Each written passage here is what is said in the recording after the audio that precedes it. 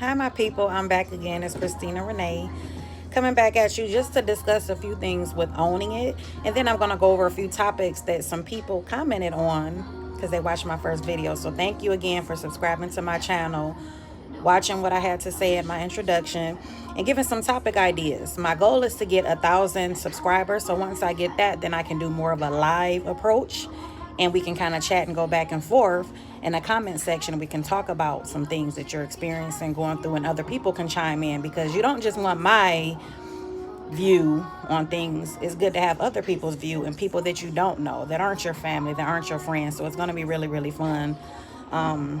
Because sometimes you need an outside view on things, somebody that's not biased, that really just doesn't know you and have no, connection to you. So as far as the owning it topic, and yes, I look crazy. Happy Memorial Day. I'm chilling. This is my first day off for my job. So, yes. The main thing I wanted to talk to about owning it, and I don't own the rights to this music. I'm on Pandora, so enjoy the music if you can hear it. The main thing with owning it is figuring out how to own it. The best way to own who you are, own situations, is to kind of get opinions from other people. Opinions can come in the form of constructive criticism. Constructive criticism is something that we usually don't like, that we really don't welcome with open arms, because it can be tough to hear. Sometimes, hearing about yourself is kind of hard from someone else. Now, there are different ways of somebody telling you about yourself. Somebody can tell you, you don't look nice, you don't have this, you don't have that, you're not smart, you're too big, you're too small, you're too this, you're too that.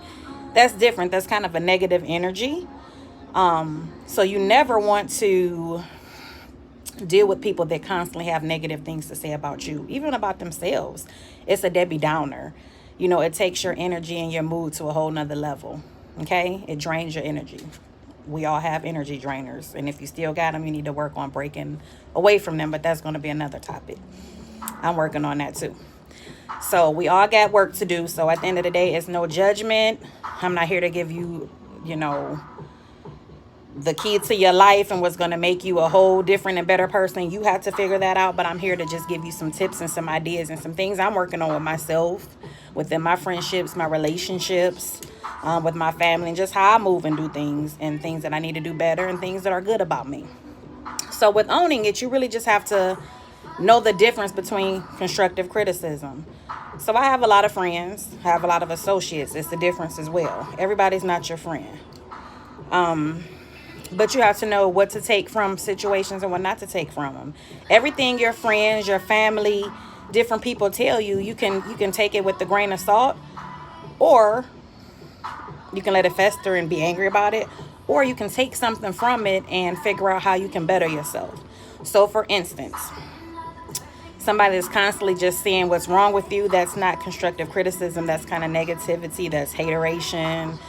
It's just unnecessary. But if you have somebody that genuinely has more good to say about you than bad, but wants you to do better, then yes, absolutely, you need to take that into consideration. Even in relationships, sometimes you have to own what happened in a relationship, why it failed, and what you brought to that table.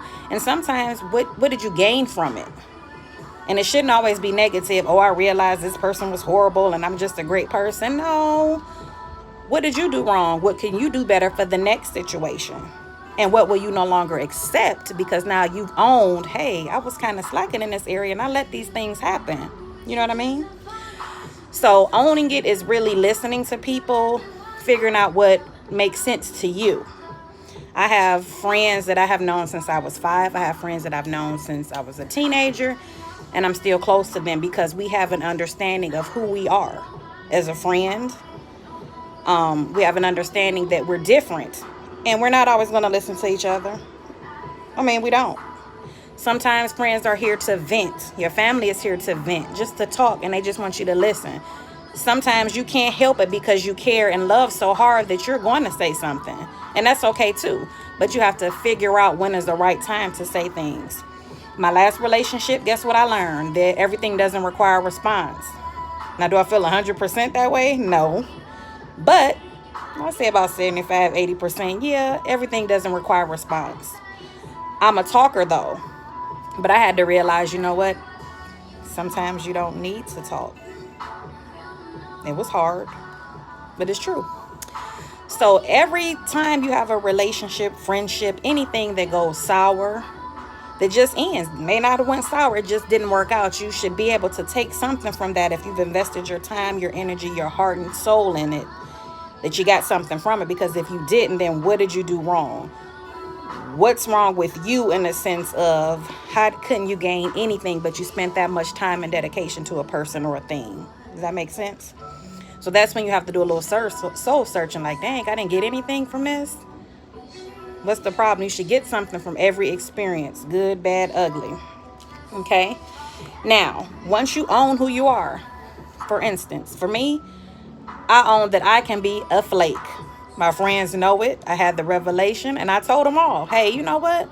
I probably am a flake, and I hope you understand it. One friend told me I have commitment issues, just as a friend, not in relationships. So then it made me think, well, damn, maybe I do have commitment issues across the board. Ugh. But I do. And I accepted it and I embraced it. And now I'm trying to figure out how I can do better with committing to things. Okay? So again, it's not always a bad thing when people tell you some things about yourself. You have to take it for what it is. You can't throw everything away now because you're not perfect. But I do have commitment issues. But as far as being a flake, I'm that friend that may want to go out. I feel like I want to go out, but if it's last minute, I'm not a last minute person at all. It takes a lot for me to be a last minute. Oh my God, I just want to get out and do something. Usually it has to be planned for a few days, maybe a week, because I have to hype myself up to do stuff. Things have changed since I've been in my 20s. So I'm just not that person. And there's nothing wrong with friends. I have friends that love going out, love doing things. And there's nothing wrong with that. Everybody is different. But for me, it's just not in me anymore, So I have to have that little pump up thing going on.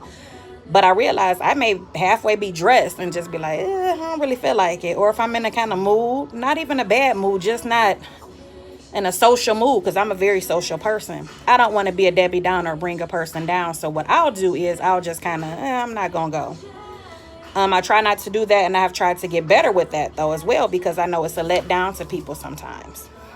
But I have accepted that that's just me. I'm not that party person. I'm not that get up and go all the time person. But there has to be some kind of balance for your friendships, relationships, because there's going to be some things you may not want to do that you may need to do. Sometimes you have to make people happy.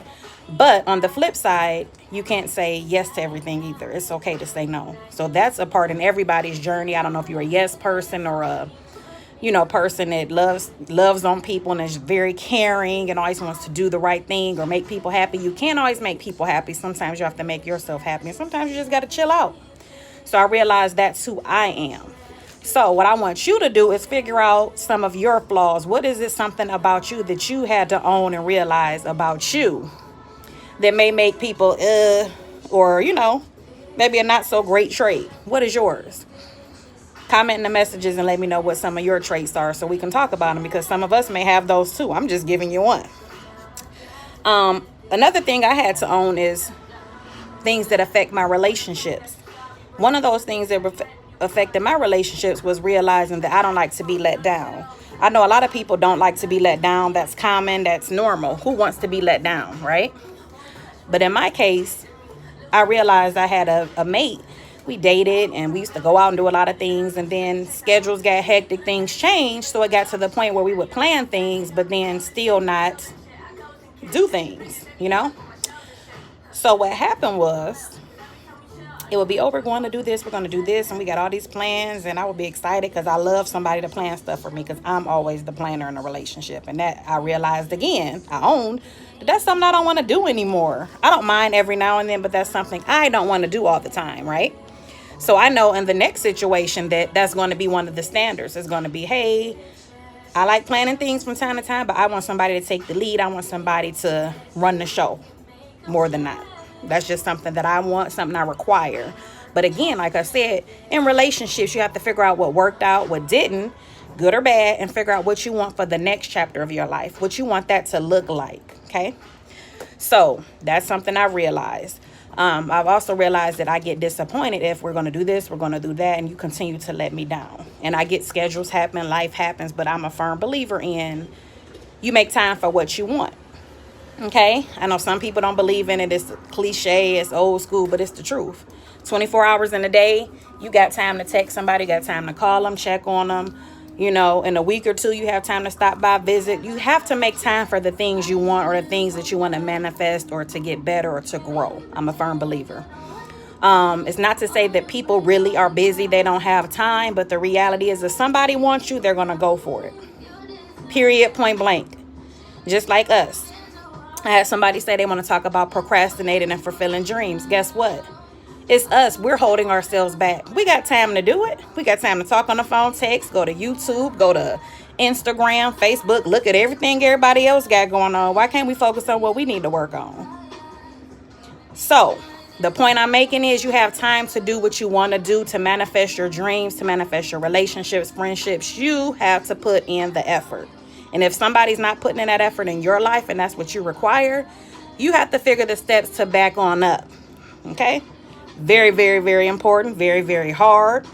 You know, I can preach to you all day. Usually coaches, therapists, you know, we can go to therapists all day and they tell us all these things. Sometimes their life is in shambles because nobody's perfect. We know what we should do. It's just hard. Sometimes your heart and your mind don't connect. Okay? They're not on one accord all the time. So what I'm saying is you have to recognize what it is that is your theme, whether it's good or bad. So like I said, for me, I realized that I didn't like being disappointed. Nobody does. But it really bothered me bad to the point where I had to tell the person I was dating, you know what, don't even plan anything anymore with me. Just if it happens, it happens. Surprise me, you know, almost like a car salesman.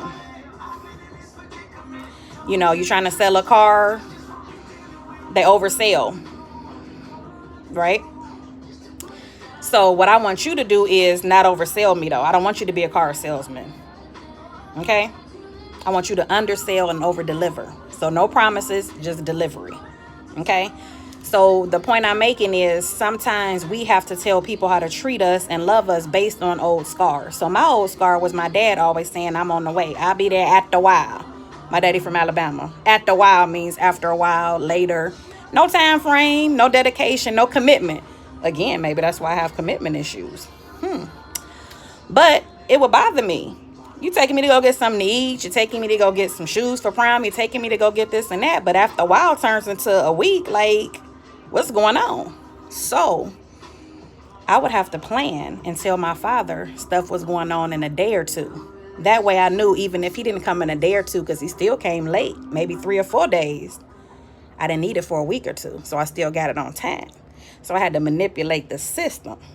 With that being said, I realized that that's just what I had to do. My mother hit me. Look, you just gonna have to tell him it's sooner than later. That way, by the time he get here, you still got enough time to get A, B, and C done. So the point was, that bothered me over the years, and I just hate being told you're gonna do something and you don't. And I can't totally blame it on my situation with my dad, but that's part of it. So sometimes you have to look back at old scars and situations growing up and kind of connect them to some of the things that bother you now. Another issue with that too, though, is because I am a giver. I will have your back to the end, especially if you're hurt, sick, going through a dilemma, you need a friend, a comforting hand. I'm there. I'm that friend, you know. I want it to be better. I used to be that person that wanted to save everybody and make everybody get along, you know, the peacekeeper. And I realized that you can't keep all peace. You can't make everybody get along. You know what I mean? But because I'm that person, I just expected sometimes for somebody to do that for me. And so that was another issue in that situation, as far as owning who I was and realizing what bothers me, because sometimes you can give and be that person, but you always, you know, have to understand you can't expect everybody to be who you are. And I tell people that all the time. So I had to practice it. I can't expect you to be who I am in that situation. You may give and be good to me in another area, but maybe that's not your area. So I can't be mad. But if it's a problem, I have to figure out the steps to move forward or to fix it, or create some kind of middle ground. And that's a big thing too that we'll talk about.